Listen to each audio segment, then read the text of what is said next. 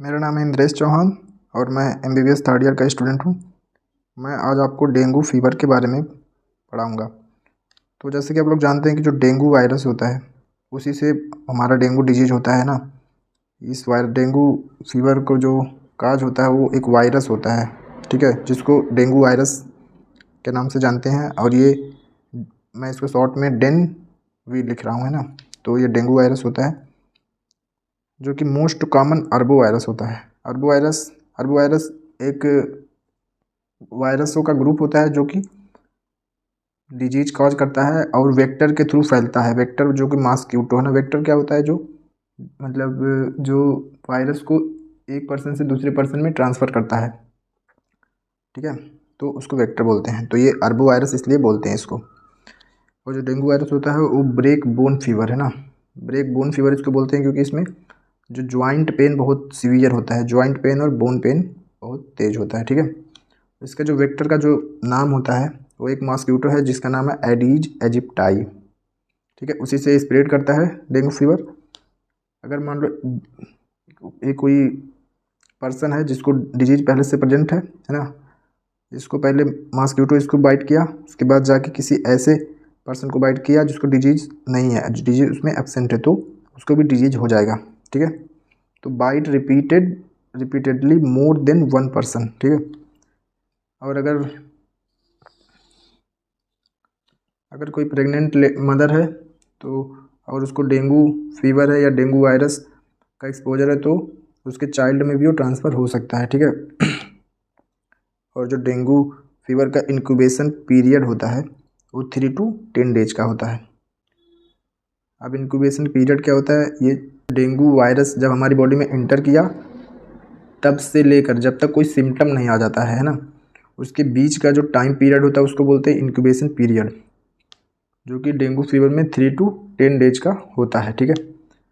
तो जैसे dengue virus enter किया उसके बाद कुछ दिनों बाद 3 to 10 डेज के अंदर ही हमें सिम्टम आने लगते हैं। उसमें फेब्राइल फीवर, ठीक है, फेब्राइल फीवर आता है जो कि इंटर करने के 2 to 5 डेज के अंदर आ जाता है। और फिर ये सीवियर हो सकता है 5 to 10 डेज के बाद।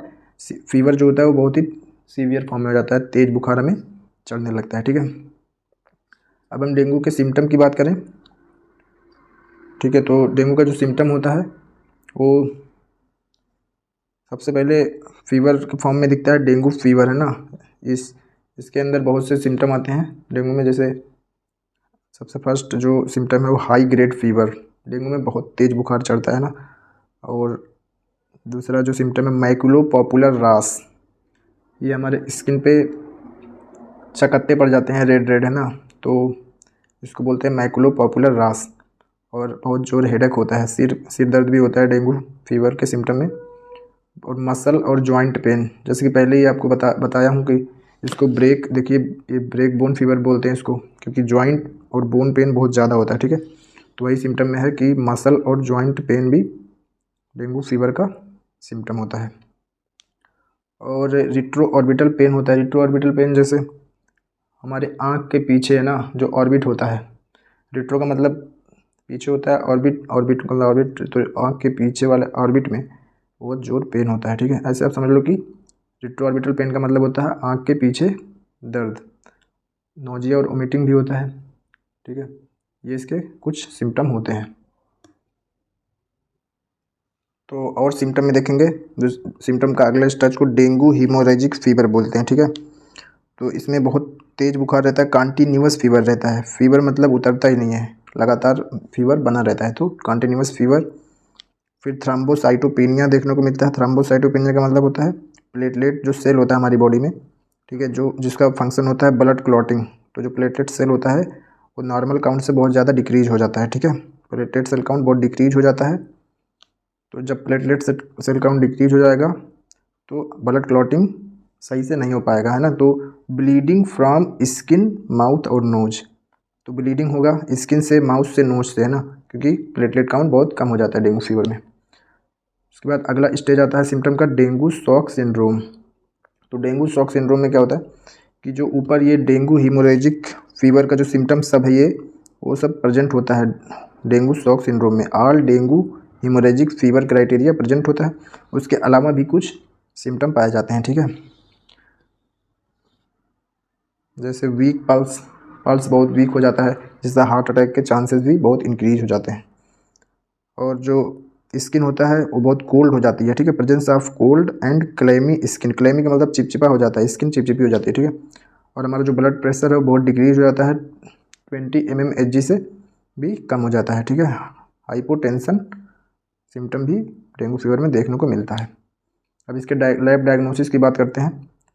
तो लैब डायग्नोसिस इसको दो टाइप्स होता है, एक तो NS1 एंटीजन को डिटेक्ट करते हैं सीरम में, और दूसरा IgM एंटीबॉडी को डिटेक्ट करते हैं सीरम में, ठीक है। NS1 एंटीजन जो डिटेक्ट होता है वो जैसे फीवर हो गया तो उसके 1 to 5 डे के अंदर में डिटेक्ट हो सकता है, और जो IgM एंटीबॉडी है वो इंक्यूबेशन पीरियड जो होता है उसके 5 डे के बाद ही डिटेक्ट होता है, ठीक है। तो ये दो टाइप से इसका डायग्नोसिस होता है, एक तो NS1 एंटीजन डिटेक्शन से और एक IgM एंटीबॉडी डिटेक्ट करके। तो ये डेंगू का पूरा हो गया है, ठीक है। ट्रीटमेंट, अगर आप ट्रीटमेंट के बारे में जानना चाहते हैं तो आप कमेंट करें, ठीक है। Thank you.